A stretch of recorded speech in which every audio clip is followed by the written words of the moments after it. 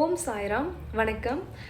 நம்ம பாபா மேலே எவ்வளோக்கு எவ்வளோ அன்பை நம்ம வந்து செலுத்துகிறோமோ அதை விட தாண்டின ஒரு பல மடங்கு அன்பையும் பாசத்தையும் தான் நம்மளுக்கு வந்து பாபா திருப்பி திருப்பி நம்மளுக்கு கொடுப்பாங்க. சரியா? ஸோ அந்த மாதிரி இருக்கிற ஒரு கதையை வந்து நம்ம இன்னைக்கு பார்க்கலாம். சாய் சத் சரிதத்தில் வரக்கூடிய ஹேமத் வந்திருக்காங்க இல்லையா, சாய் சத் சரிதத்தை எழுதினவங்க நானா சாஹிப், அவங்களுடைய ஒரு ரியல் எக்ஸ்பீரியன்ஸை வந்து நம்ம இன்னைக்கு பார்க்கலாம். ஒரு நாள் என்ன நடக்கும் அப்படின்னா, ஹோலி பண்டிகை அப்போது அவர் வந்து தயாராகிட்டு இருப்பார் ஹோலி பண்டிகையை கொண்டாடுறதுக்கு. அப்போ வந்து நைட்டில் வந்து ஹோலி பண்டிகைக்கு நாள் வந்து நைட்டில் வந்து அவருக்கு வந்து ஒரு கனவு வரும். இந்த மாதிரி ஒரு ஞானி, அதாவது ஒரு முனிவர் மாதிரின்னு வச்சுக்கலாமே, பாபான்னு தெரியாது அவருக்கு, யாரோ வந்துட்டு ஒரு செயின்ட் மாதிரி வந்துட்டு அவருடைய கனவுல வந்து, நாளைக்கு நான் வந்து உன் வீட்டில் சாப்பிட போகிறேன், எனக்கு வந்து விருந்துக்கு ஏற்பாடு பண்ணு அப்படின்னு சொல்லிட்டு வரா மாதிரி அவருக்கு ஒரு கனவு வரும். காலையில் வந்து விடிஞ்சிடும். அதே மாதிரி எழுந்திரிச்சதும் பார்ப்பாரு, இந்த மாதிரி வந்தது வந்து பாபா தான் அப்படின்றது வந்து அவருக்கு வந்து புரிஞ்சிடும். ஸோ பாபா வந்து நாளைக்கு வரப்போகிறாங்க.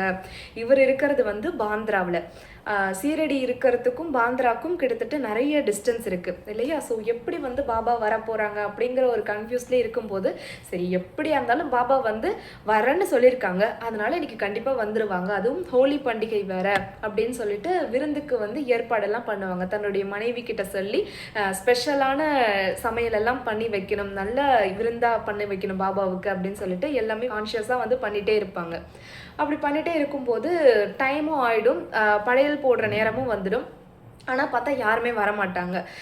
சரின்னு சொல்லிட்டு ரெண்டு சைடும் வந்துட்டு அவங்க ஃபேமிலி மெம்பர்ஸ் எல்லாம் உட்காந்து இலை போட்டு உட்காந்துருப்பாங்க. நடுவில் ஒரு சென்டராக ஒரு இடத்த வந்துட்டு பாபாவுக்காக ஒதுக்கி, பாபா வந்தால் இங்கே தான் உட்காந்து சாப்பிடணும் அப்படின்னு சொல்லிட்டு அந்த ஒரு பிளான்லேயே வந்துட்டு விருந்தெல்லாம் ஏற்பாடு பண்ணியிருப்பாங்க. ஆனால் பார்த்தா சாப்பிட்ற நேரம் வந்துட்டு வந்துடும், அன்னசுத்தி பண்ணுவாங்க. அதாவது சாப்பாடில் நெய் விட்டுட்டாங்க அப்படின்னா அந்த சாப்பாடு வந்து இறைவனுக்கு வந்து படைக்கப்பட்டது அப்படிங்கிற ஒரு அர்த்தம். ஸோ அதை வந்து நம்ம சாப்பிட போகிறோம், நெக்ஸ்ட் இறைவனுக்கு கொடுத்துட்டு நம்ம சாப்பிட போகிறோம் அப்படிங்கிறது அதுக்கான மீனிங். ஸோ அதெல்லாம் பண்ணிடுவாங்க. கரெக்டாக வந்துட்டு அது பண்ணி முடிச்சதுக்கப்புறம் வாசலில் வந்து யாரோ நடந்து வரா மாதிரி சத்தம் கேட்கும். போயிட்டு வெளியில் போயிட்டு பார்த்தா ஒரு 3 முகமதியர் ஃப்ரெண்ட்ஸ் வந்து அவரை பார்க்கறதுக்காக வந்திருப்பாங்க, முஸ்லீம் ஃப்ரெண்ட்ஸ் வந்திருப்பாங்க. அவருக்கு வந்துட்டு என்ன இது ஒன்றுமே புரியாது, பாபா தான் யாரையோ கூப்பிட்டு வந்திருக்காங்க அப்படின்னு சொல்லிட்டு அந்த ஒரு ஷாக்கிங்லேயே வந்துட்டு என்ன சொல்ல போகிறாங்க அப்படின்னு சொல்லிட்டு வெயிட் பண்ணி பார்த்துட்டே இருப்பார்.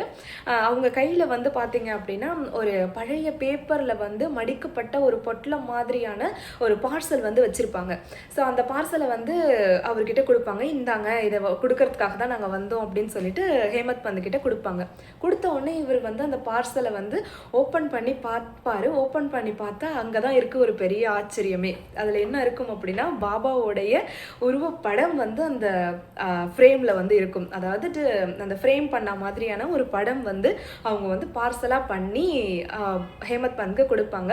நீங்கள் சொல்லுவாங்க எப்படி இது வந்துச்சு அப்படின்னு சொல்லிட்டு அவர் ரொம்ப ஆச்சரியத்தில் இருப்பார். கண்லேருந்து தண்ணி வரும்.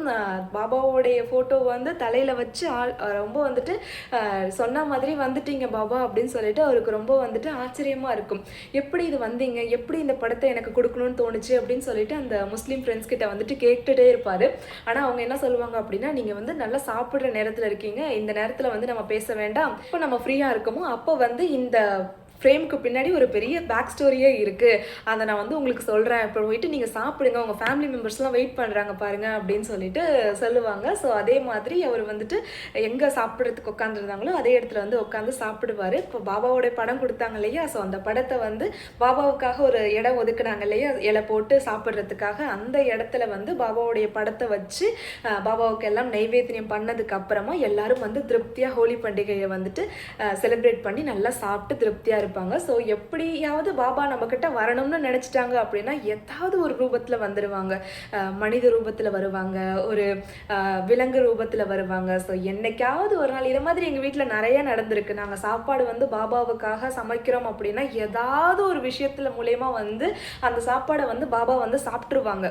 அது என்னவா இருந்தாலும் சரி, சின்னதாக ஒரு கேசரி செஞ்சாலும் சரி, இல்லைனா வந்துட்டு இதெல்லாம் நிறைய எங்களுடைய அம்மாவுக்கு தான் நடந்திருக்கு. ஸோ அவங்க வந்துட்டு ஏதாவது ஒன்று சமைச்சு இது வந்து பாபாவுக்கு அப்படின்னு சொல்லுவாங்க. கரெக்டாக அந்த டைமில் வந்து ஒரு பூனைக்குட்டி வந்து சாப்பிட வரும். இதெல்லாம் வந்துட்டு ரியல் எக்ஸ்பீரியன்ஸ் இல்லையா, பக்தர்களுக்கு வந்துட்டு நடக்குது இல்லையா. ஸோ அது வந்துட்டு ஹேமத் வந்து ஷேர் பண்ணியிருந்தாங்க. ஸோ இப்போ நான் வந்து சொல்லியிருந்தேன் இல்லையா, அவர் வந்துட்டு அந்த ஃப்ரேம் வந்து கொடுத்தா அந்த முகமதியர் வந்துட்டு ஏன் வந்து ஃப்ரேமை வந்து அந்த டைமில் வந்துட்டு ஹேமத் பந்த்க்கு கொடுத்தாங்க அப்படின்னு சொல்லிட்டு இதுக்கு பின்னாடி ஒரு பெரிய பேக் ஸ்டோரியே இருக்குது. இப்படி வந்து அந்த ஃப்ரேம் வந்து அவங்களுக்கு கிடைச்சிச்சு, ஏன் வந்து திடீர்னு அந்த ஃப்ரேமை வந்து ஹேமத் பந்த்க்கு கொடுத்தாங்க அப்படிங்கிறத நம்ம பார்க்கலாம். ஓகே, ஸோ இப்போ வந்துட்டு இந்த முகமதியர் ஃப்ரெண்ட்ஸ் இருக்காங்க இல்லையா 3 பேர். ஸோ அவங்களுக்கு வந்துட்டு பாபாவோடைய ஃபோட்டோ வந்து அவங்க எதர்ச்சியாக வந்து கடை வீதியில் வந்து சுற்றி பார்த்துட்டு இருக்கும்போது பாபாவுடைய படம் வந்து அவங்களுக்கு கிடைக்கும். பாபாவை அவங்களுக்கு ரொம்ப பிடிக்கும் அப்படிங்கிறதுனால பாபாவுடைய ஃபோட்டோவை வந்து வாங்கிட்டு போயிட்டு வீட்டில் வந்து வச்சு அதை வந்து தினந்தோறும் வந்து வணங்கிட்டு இருப்பாங்க. அதுக்கப்புறம் என்ன நடக்கும் அப்படின்னா, இவங்கெல்லாம் வந்துட்டு ஒன்றா ரிலேட்டிவ்ஸ் இல்லையா. ஸோ ரிலேட்டிவ்ஸ் அப்படிங்கிறதுனால ஒருத்தருக்கு ஒருத்தர் வந்துட்டு எப்போவுமே தொடர்பில் இருப்பாங்க, பேசுவாங்க, கொள்ளுவாங்க, எல்லாம் இருக்கும்.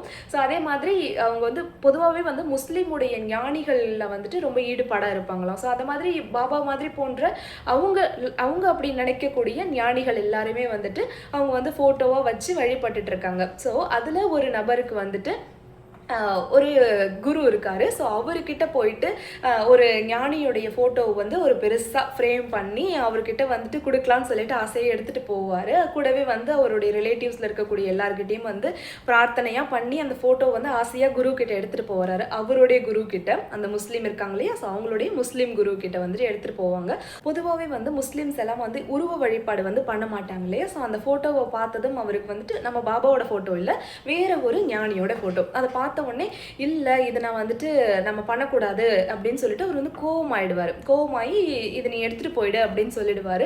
இவரும் என்ன பண்ணுறதுன்னு தெரியாமல் எடுத்துகிட்டு போயிட்டு கடலில் போயிட்டு ஒரு மீனவரோட ஹெல்ப்பால் அந்த ஃபோட்டோ வந்து மூழ்கடிச்சிடுவார். இதை பார்த்த வந்துட்டு அவருடைய சொந்தக்காரர் என்ன பண்ணுவார் அப்படின்னா, கடவுளுடைய ஃபோட்டோ, அதாவது ஞானிகளுடைய ஃபோட்டோ எல்லாத்தையும் நீரில் மூழ்கடிச்சா நம்மளுடைய கஷ்டம் எல்லாம் போயிடும் அப்படின்ற மாதிரி சொல்லுவார். ஸோ அது என்ன நடக்கும் அப்படின்னா, அவருடைய மேனேஜர் வந்து அவருடைய சொந்த வீட்டுக்கு அனுப்பி வீட்டில் இருக்கக்கூடிய எல்லா ஞானிகளுடைய படத்தையும் உடனே இங்கே எடுத்துகிட்டு வா அப்படின்னு சொல்லிட்டு சொல்லுவார். மேனேஜரும் வந்து எல்லா படத்தையும் வந்து எடுத்துகிட்டு வருவார்.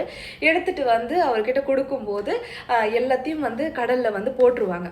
போட்டதுக்கப்புறம் இவர் வந்துட்டு, அவர் பேர் என்ன அப்படின்னா அலி முகமது அப்படிங்கிறவங்க தான் வந்துட்டு அந்த ஃபோட்டோவை வந்து மேனேஜர் கிட்ட சொல்லி எடுத்துகிட்டு வர சொல்லுவாங்க. ஸோ அவங்க வந்து இதை வந்து யார் சொல்லி பண்ணுவாங்க அப்படின்னா, நூர் முகமது அப்படிங்கிற அவருடைய மைத்துனர், அவருடைய ரிலேட்டிவ் சொல்லி தான் வந்து பண்ணுவாங்க. ஸோ இப்போ அலி முகமது வந்துட்டு இந்த ஃபோட்டோவெல்லாம் வந்துட்டு கடலில் போட்டதுக்கு அப்புறமா பேக் டு அவருடைய சொந்த ஊருக்கு வந்து போவார்.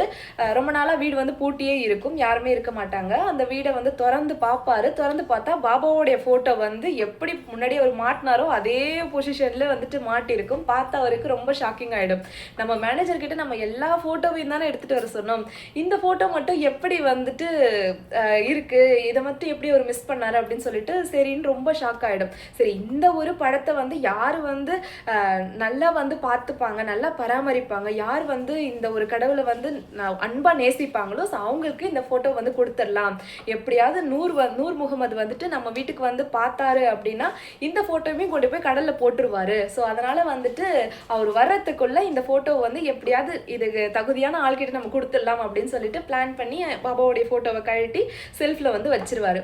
ஸோ அதே மாதிரி யோசிச்சுட்டே இருக்கும்போது அவருடைய இன்னொரு ஃப்ரெண்டு வந்து சொல்லுவார். நான் நிறைய பேர் சொல்கிறேன், ஸோ ஜஸ்ட் கன்ஃபியூஷனாக ஆகும், பட் ஒரு கான்செப்ட் மட்டும் ஞாபகம் வச்சுக்கோங்க.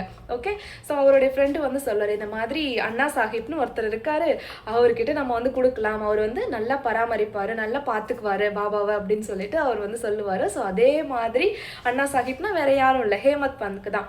ஸோ ஹேமத் பந்துக்கு அந்த ஃபோட்டோ வந்துட்டு பார்சல் பண்ணி கரெக்டாக பாபா என்னைக்கு வந்து கனவுல சொன்னாங்களோ அந்த நாள் அன்னைக்கு அந்த ஃபோட்டோவை வந்து எடுத்துகிட்டு வந்து அவங்க வீட்டு வாசலில் விருந்து நடக்கிற நேரத்தில் வந்து நிற்பாங்க. அந்த ஃபோட்டோவை வாங்கி பார்த்ததும் ஹேமத் பந்துக்கு கண்ணுலேருந்து தனியாக ஊற்றும். ஸோ ரொம்ப சாட்டிஸ்ஃபைடாக ஆயிடுவார். பாபா சொன்ன மாதிரியே வந்து விருந்துக்கு வந்து பாபா வந்து கலந்துக்கிட்டாங்க, இந்த ஒரு ஸ்வரூபத்தில் நம்ம கிட்ட வந்து கலந்துக்கிட்டாங்க அப்படின்னு சொல்லிட்டு ரொம்ப சந்தோஷமாக இருக்கார். பாபா வந்து இப்படி ஒரு லீலைகள்லாம் வந்துட்டு ஹேமத் பந்துக்கு பண்ணியிருக்காங்க. ஸோ எவ்வளோ அந்த அற்புதமாக இருக்கு இல்லையா இந்த விஷயத்தை கேட்கும்போது.